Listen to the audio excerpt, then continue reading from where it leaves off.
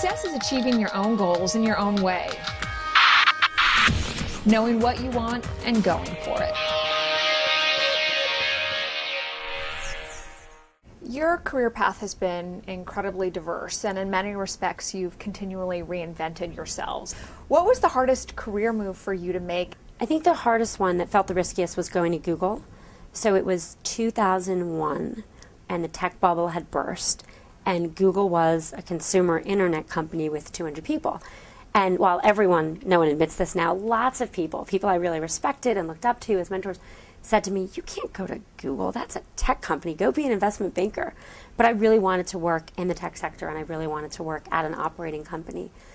I think that going to things you really believe in, whether they seem obvious or not, is the most important thing. And so for me, it was a risk worth taking. And it doesn't look risky now, it looks obvious, but at the time it looked pretty different. What would you say has been the greatest challenge for you in managing both a really demanding career but also a family? And how did you navigate through that throughout your career? Like everyone else, I think you feel like you try to do everything and you just do everything badly all the time. I think things go in fits and spurts.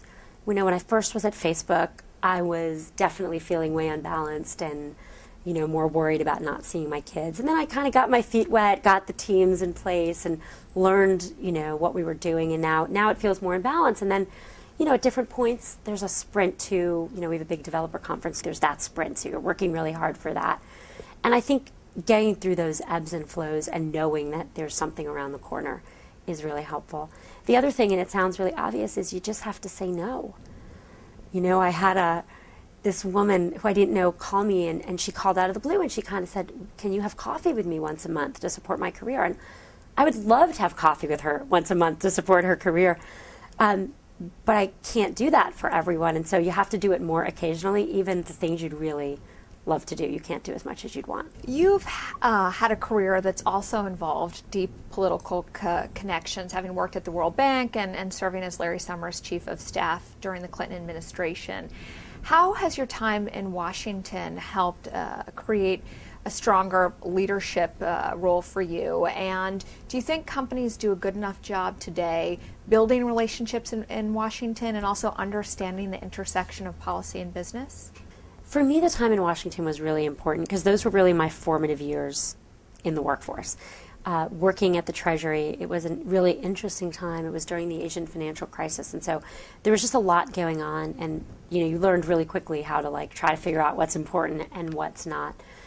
I think that training was really important. There are certain policies the government sets that have to apply to everyone.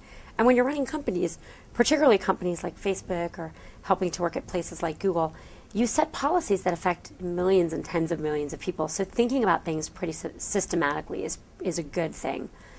In terms of companies' outreach to DC and different governments, I think some companies have done it better, some companies have done it worse. Silicon Valley has historically done it late, but I think that's really changing. I think you see a lot of people now who are in the tech community who are deeply engaged with the world around them, not just in the Silicon Valley area. And I think that's a change for the better.